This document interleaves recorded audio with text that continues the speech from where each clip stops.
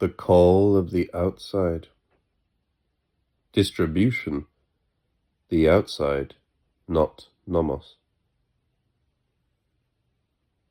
Cows offer the clearest picture of crowned anarchy, also called nomadic distribution.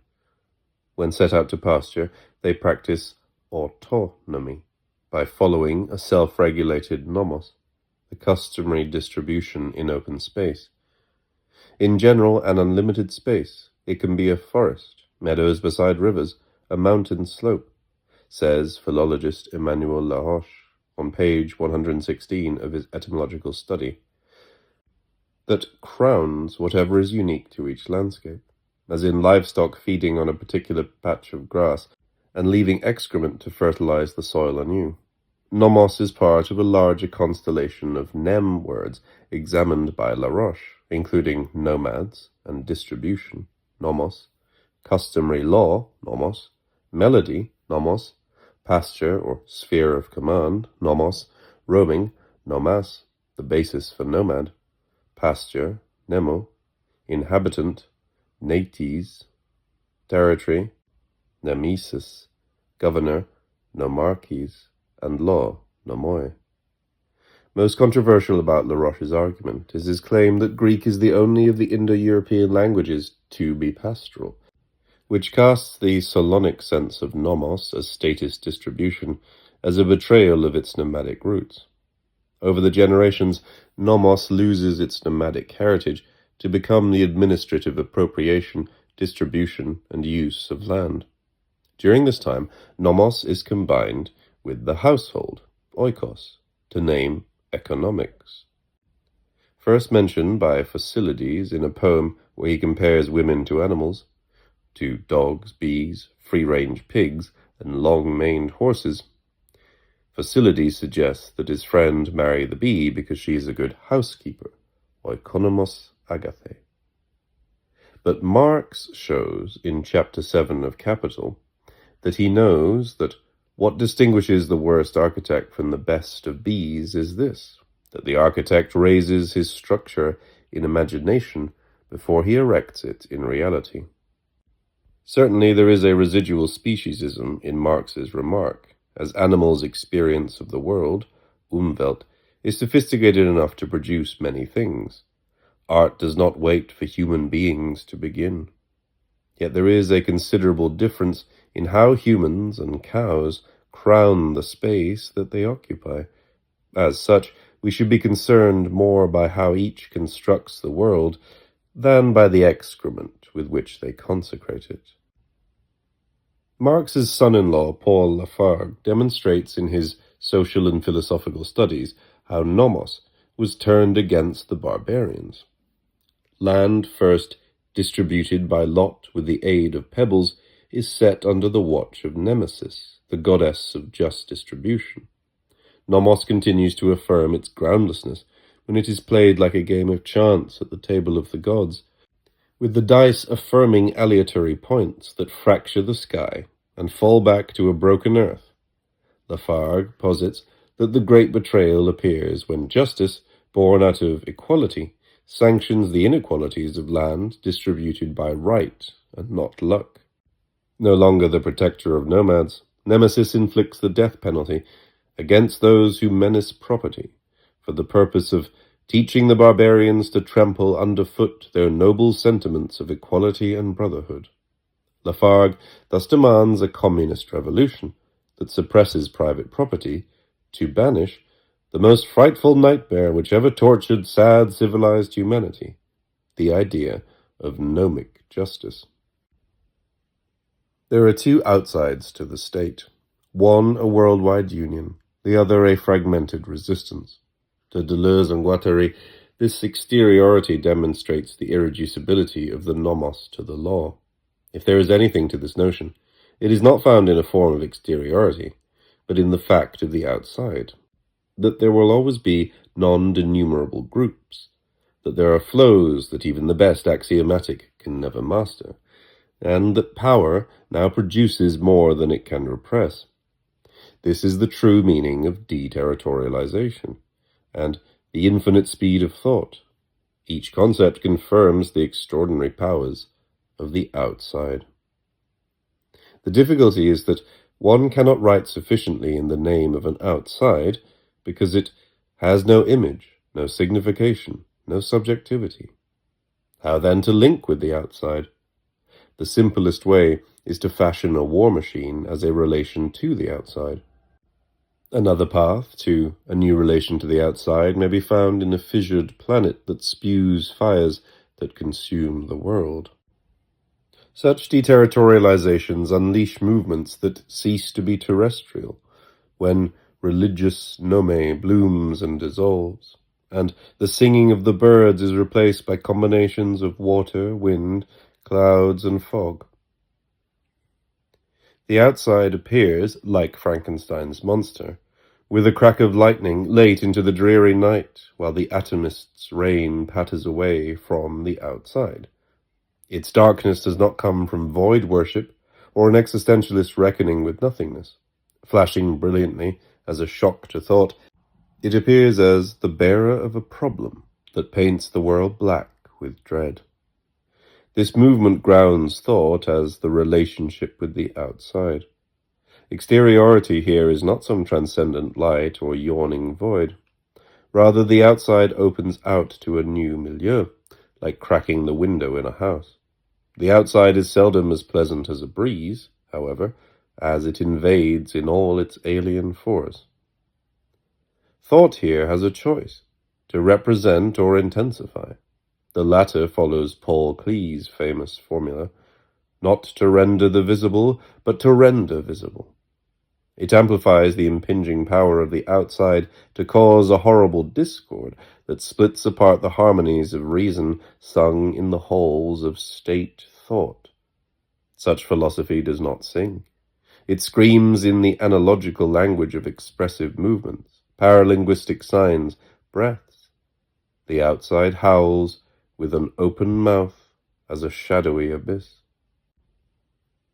The revolutionary was molecular, and so was the counter-revolution, Tikkun prophetically declares.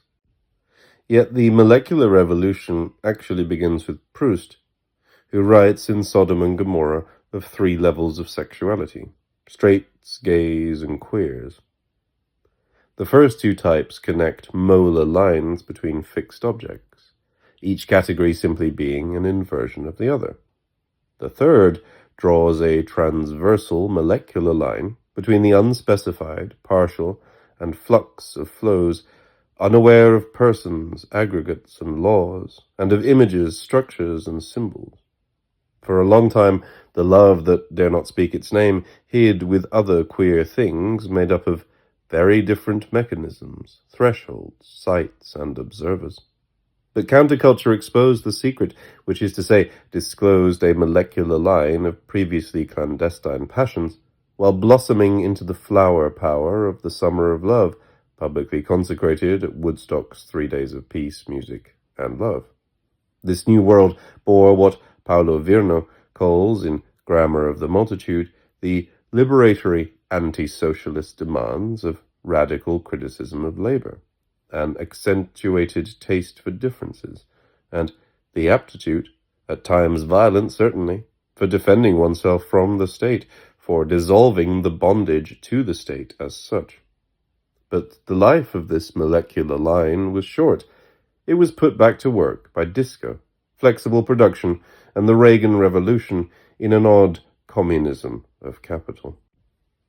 The cataclysm is not an end, but a new beginning, the cataclysm of a temporary hell, itself the effect of an elementary injustice that sweeps in and out, rather than being an abysmal lake of sulfur where souls burn forever. It is the apocalypse before its decadent transformation into the system of judgment. Only a revival of this cataclysmic event can end the apocalypse of an already industrialized organization that appeared a metropolis by way of the great military, police, and civil security of a new state, with a programmed self-glorification, complemented by a demented installation of an ultimate judiciary and moral power. We know from Nietzsche's gay science that the impending cataclysm of breakdown, destruction, ruin may appear gloomy. And it will certainly cover the earth in a blackness darker than the world has ever seen. Yet we should greet it with cheer, for the cataclysm brings with it a new dawn worthy of our highest expectations. Though the daybreak may not be bright, we will have escaped the judgment of God, man, and the world. At long last our ships may venture out again, venture out to face any danger, because the sea, our sea, lies open again. Perhaps there has never yet been such an open sea. Cinema, the power of the false, not the force of bodies. Bodies are a well-composed image of power. The body of God, the sacrament of Jesus. The body of a saint, the pierced corpse of the martyr. The body of the sovereign, the king's two bodies. The body of the tyrant, Big Brother's face. The social body, the body politic. A body of evidence, the state's case. The idea of society, or the world, functioning as an organism is well sedimented. In its stupidest form, it posits a resemblance between the human body and society. Just as various organisms interact to form an organism as a functional whole, it states society is the cooperation of various social organs. The body provides an image for the much-talked-about body without organs, the great inspiration for Deleuze, who says that if we are to believe in the world, give me a body then. The body is not really the enemy. The organism is. Some would have bodies appear through their opposites, locked in eternal combat, as the sinner and their eternal saviour, the regicide and the king, the criminal and the law. But as an organism, the body is put to use for extracting useful labour, either as a product of work, where organs are connected to the technical machines of the capitalism, or self-reproduction, where organs are connected to the social machines of the species. The image of the body as an organism might appear as a step forward, as it invokes a form of ecological thinking of interconnected systems. But we are only interested in the body as a frustrating set of resistances, obstinate and stubborn, as it forces us to think, and forces us to think what is concealed from thought, life. This is why it is said that we do not even know what a body can do. But with the relative ease in which the body has been confused for an organism, perhaps it is time to abandon the image of the body completely. Stop thinking like lawyers, who try cases only after a body has been found. There is a simple reason. The point is not to construct a body without organs, organization, organism, but organs without a body. We only get outside the productivist logic of accumulation when, at last, the disappearance of the visible body is achieved. Against the state's body of evidence. The true world does not exist, and even if it did, it would be inaccessible, impossible to describe, and, if it could be described, would be useless, superfluous. The conspiracy against this world begins with time, which puts truth in crisis. This is the fundamental problem of the body of the law, described by Derrida, whereby the law must continually rule against what it previously established as the truth, and thus its own authority, force of law. It is these moments that reveal an ineffectivity of the truth. Denouncing states, nations, or races as fictions does little to dislodge their power, however untrue the historical or scientific justifications for them might be. The state is nothing but these not necessarily true pasts, the founding mythologies that fictionalize the origin of states and nations of people. This is the power generated only between the true and the false, what Deleuze calls the real. The importance of the real is central, as trying to use truth to dispute the false does not work. Those who denounce the illegal violence used to found legal orders are quickly dismissed or jailed, and the many climate scientists who harangue the public about the truth of global warming fail to spur policy change.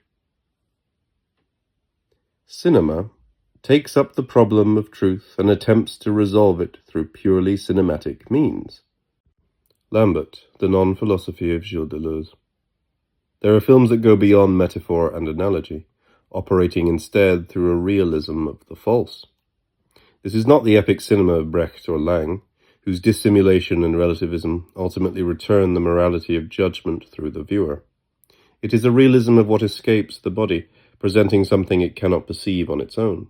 Not different worlds, but realities that exist in the present, though not currently lived, that confirm reality by weakening it.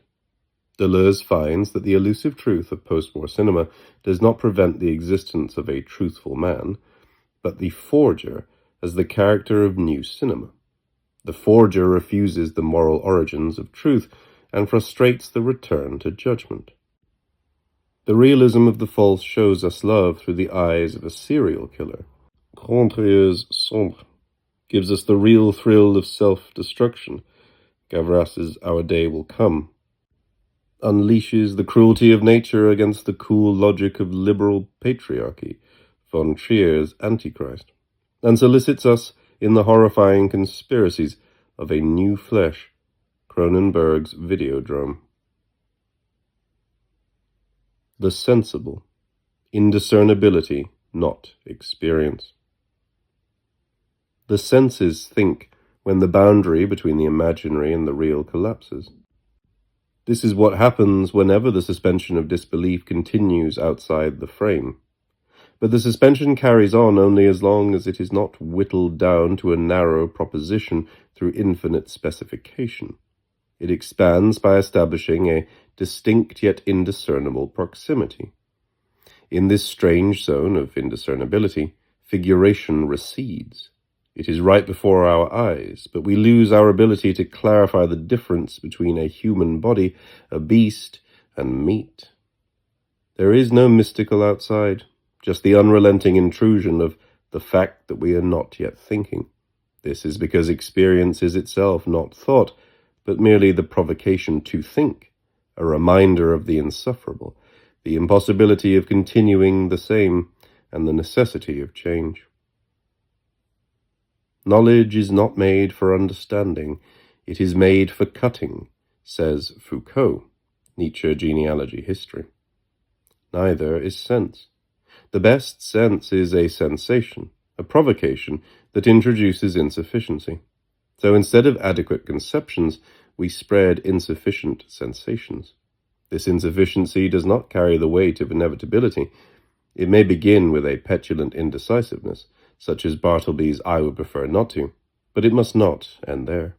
The greatest danger is that indecision consumes us, and we become satisfied for one reason or another, withering like Bartleby in jail cells of our own making. Our communism demands that we actively conspire under the cover of the secret, for there is nothing more active than the death of the world. Our hatred propels us, just as an adventure that erupts in sedentary groups, through the call of the outside. Our sense that the world is intolerable is what compels us to build our own barbarian siege engines to attack the new metropolis that stands in judgment like a heaven on earth.